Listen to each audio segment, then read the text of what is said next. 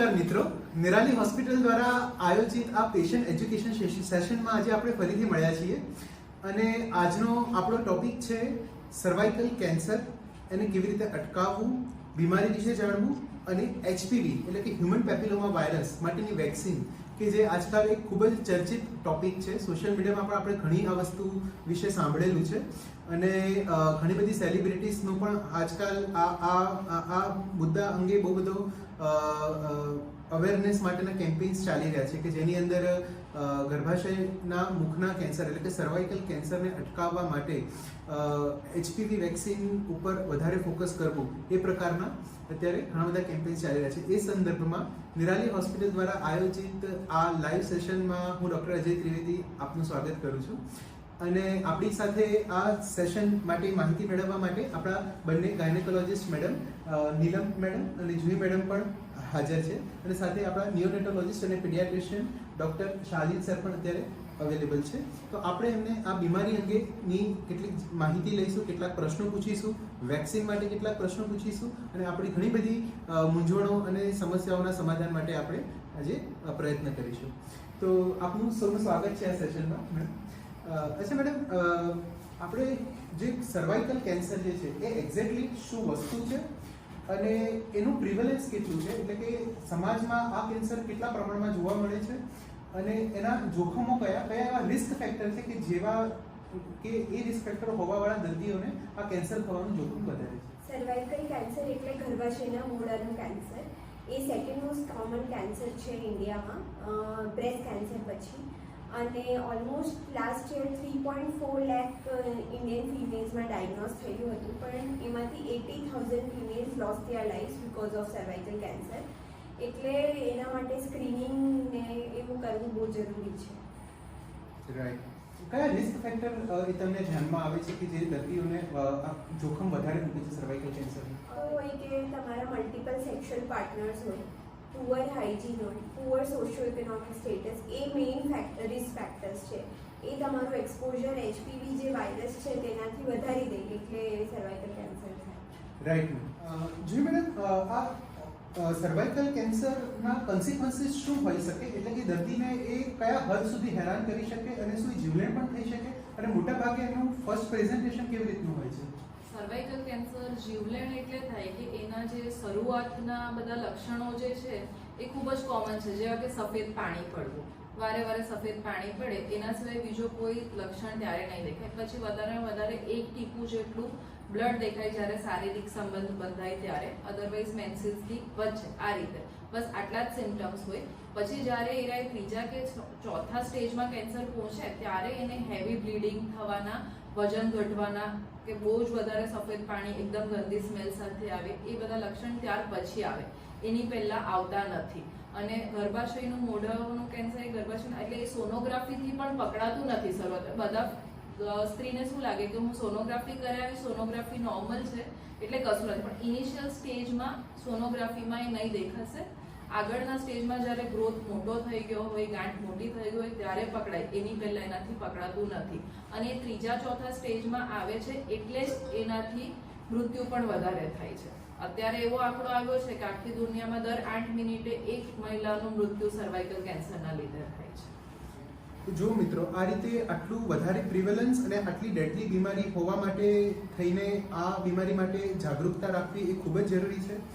તો નીલમ મેડમ માટે એક પ્રશ્ન છે કે જો આ આટલી ખતરનાક બીમારી હોય અને લેટ સ્ટેજમાં ઘણીવાર પકડાતી હોય તો રૂટીન જનરલ હેલ્થ ચેકઅપ વખતે સામાન્ય જન સમુદાયમાં નોર્મલ જે આપણા વ્યક્તિઓ છે, નોર્મલ જે સમાજની અંદર રહેતા લોકો છે, એ આ બીમારીને વહેલા સ્ટેજમાં ડિટેક્ટ કરી શકે એના માટે કયા એમને મેઝર્સ કરવા જોઈએ અથવા કઈ એવી સ્ક્રીનિંગ ટેકનિક છે કે જે આપણે રેગ્યુલરલી હેલ્થ ચેકઅપના ભાગરૂપે કરવી જોઈએ કે જેથી દર્દીઓ આ બીમારીને ખૂબ જ અર્લી સ્ટેજમાં ડિટેક્ટ કરી શકે અને જીવલેણ સ્ટેજ સુધી ના જાય? એના માટે બહુ બધા સ્ક્રીનિંગ ટેસ્ટ છે. તેમાં એક ફર્સ્ટ કોમન સ્ક્રીનિંગ ટેસ્ટ છે, બધાને ખબર છે, સ્મિયર ટેસ્ટ એટલે કે પેપ સ્મિયર ટેસ્ટ. એ અમે ગર્ભાશયના મોઢા પરથી જે સેલ્સ હોય તેની સ્ટેનિંગ થાય. એનું જે થોડું બેટર વર્ઝન છે તેને અમે કહીએ એલબીસી એટલે લિક્વિડ બેઝ સાયટોલોજી. તેમાં જોડે પેપ સ્મિયરના એડવાન્ટેજીસ બી છે. પેપ સ્મિયર અમે સ્લાઇડ પર બનાવતા હોઈએ, જે લિક્વિડ બેઝ સાયટોલોજી હોય તે કન્ટેનરમાં હોય. એટલે પેપ સ્મિયરમાં કોઈ વખત અગર કોઈ ધૂળ કે એવું કંઈ હોય ને સ્લાઇડ પ્રોપરલી નહીં બની હોય તો કમ્પેરેટિવલી ડિટેક્શન થોડું લોઅર સાઇડ જાય, એટલે liquid base cytology is better. ને અગર તમારે HPV 16 અને 18નું DNA ટેસ્ટિંગ કરાવવું હોય તો તે પણ લિક્વિડ બેઝ સાયટોલોજીથી થાય. એનાથી પછી બહુ એકદમ સસ્તા ટેસ્ટ પણ છે, જેમ કે visual inspection by acetic acid કે લુગોઝ આયોડિન, જે અગર પેરીફેરીમાં પેપની કે LBCની ફેસિલિટી નહીં હોય તો આપણે તે પણ કરી શકીએ, ને તે બી બહુ ઇઝી છે.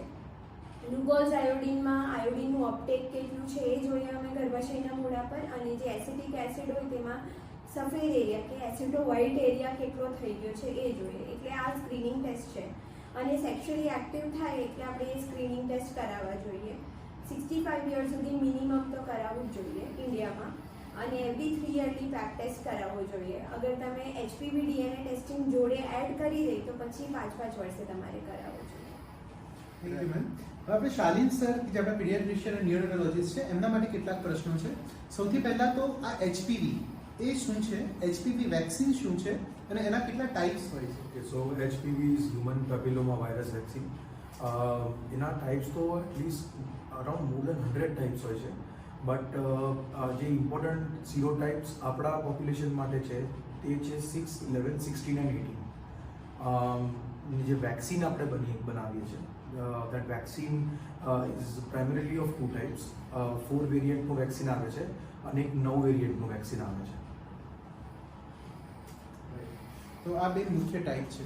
અચ્છા, હવે સર એ વેક્સિન કોઈ પણ જે એજ ગ્રુપની વ્યક્તિને આપી શકાય કે ના આપી શકાય, એના ડોઝ શું હોય છે, અને જેમ કે ગર્ભાશયના મુખનું કેન્સર એટલે આપણા ધ્યાનમાં જનરલી એવું હોય કે લેડીઝ માટે હશે, પરંતુ શું બોયઝ પણ લઈ શકે અને એમને શું ફાયદા થઈ શકે, અને આપણે કઈ કઈ બીમારીઓને આ વસ્તુથી અટકાવી શકીએ? ઓકે, આનો આન્સર 3 પાર્ટ્સમાં છે. ફર્સ્ટ ઓફ ઓલ, આ જે વેક્સિન છે તે બોથ બંને છોકરા છોકરીઓ માટે છે.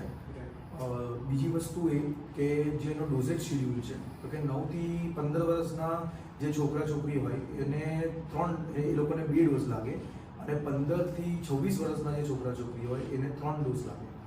અને આપણે જે સર્વાઇકલ કેન્સરની 4 વેરિયન્ટ વેક્સિન છે તે છોકરીઓમાં 45 યર સુધી પણ આપી શકીએ છીએ. અને ધ થર્ડ પાર્ટ કે whether there are other options with the vaccine. I think in Indian market there are only two brands કે જે આ વેક્સિન ઓફર કરે છે. Okay, right. બોયઝ માટે સર શું ફાયદા છે આ વેક્સિનના? ઓકે, સો બોયઝમાં પણ અમુક વાર જે આ બોયઝના જેનાઇટલ હોય એના જે જેનાઇટલમાં પણ એમના કેન્સર હોય, જેનું કારણ HPV હોય છે, જે વાયરસ છોકરીઓમાં સર્વાઇકલ કેન્સર કરાવે છે. એવી રીતે બોયઝના જેનાઇટલમાં પણ એ કેન્સર કરાવી શકે છે. So it kind of if given in the pre adolescent age group, એટલે 10 વર્ષથી 15 વર્ષમાં વચ્ચે તમે વેક્સિન કરો તો એની ઇફેક્ટિવનેસ 15 વર્ષ પછી કરતાં વધારે છે. સો ઇટ ઇઝ પ્રેફરેબલ કે આપણે આ વેક્સિન 10 થી 15 વર્ષના છોકરા છોકરીઓને એડવાન્સમાં આપી દઈએ, અધર દેન ગિવિંગ ઇટ લેટ. અને મેમ બીજા કોઈ એવી કન્ડિશન તમને ધ્યાનમાં આવે કે જે કેન્સર સિવાય પણ ફાયદો? વોટ્સ સાંભળ્યું હશે, હ્યુમન પેપિલોમા વાયરસના લીધે થાય. બીજું એનલ કેન્સર, એટલે જે આંતરડાનો છેલ્લો ભાગ જ્યાંથી મળ નીકળતું હોય એ ભાગ, તો તેના કેન્સરનો બી થાય. ઘણી વખત હેડ એન્ડ નેક એટલે આપણા માથાનો અને ગળાના ભાગના અમુક ઘણા પાર્ટ હોય એના બી કેન્સર હ્યુમન પેપિલોમા વાયરસના લીધે થતા હોય છે. તો એ પણ આ વેક્સિનથી આપણે પ્રિવેન્ટ કરી શકીએ. 100% પ્રિવેન્શન નહીં મળે, બિકોઝ વેક્સિનના બહુ બધા પાર્ટ્સ અલગ અલગ ટાઈપની વાયરસીસ છે, પરંતુ આ વેક્સિન મેજર જે 4 છે તેને તો કવર કરે જ છે, એટલે એટલીસ્ટ 80% જેવું પ્રોટેક્શન મળી છે. 80% જેટલું પ્રોટેક્શન આપે. Very nice. સો સર કોઈ બેસ્ટ ટાઈમ છે આ વેક્સિન આપવાનો? એટલે કે આપણે 9 થી 15 વર્ષના છોકરા છોકરીઓને આપી દઈએ.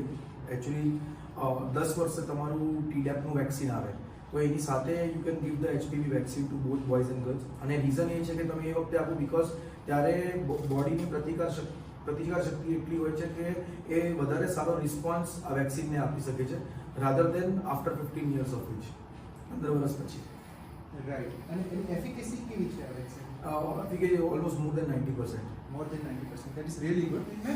જનરલી મેં એક મિસકન્સેપ્શન પોપ્યુલેશનમાં જોયેલું છે કે જો કોઈનું ફર્સ્ટ સેક્સ્યુઅલ એન્કાઉન્ટર થઈ ગયું હોય એટલે કે એકવાર જાતીય સંબંધ બાંધી દીધા પછી આ વેક્સિનનો કોઈ રોલ નથી, એ વિશે તમારું શું કહેવું છે? એવું નથી કે વેક્સિનનો રોલ નથી, એફિકેસી માઇટ બી થોડી રિડ્યુસ થઈ જાય ને અગર એ એચપીવી વાયરસથી એક્સપોઝ નહીં થયેલો હોય તે ઇન્ટરકોર્સ ટાઈમ તો પછી એ પ્રોટેક્શન આપશે. પ્રોટેક્શન આપે છે, રાઈટ. તો એ આપણે કેવી રીતે જાણી શકીએ કે ઇમ્યુનિટી છે કે નહીં વ્યક્તિની? આપણે એચપીવી ડીએનએ ટેસ્ટિંગ કરાવી શકીએ. અગર 16-18 પોઝિટિવ આવ્યું મતલબ એ એક્સપોઝ છે, 16-18 નેગેટિવ આવ્યું તો નેગેટિવ છે. રાઈટ.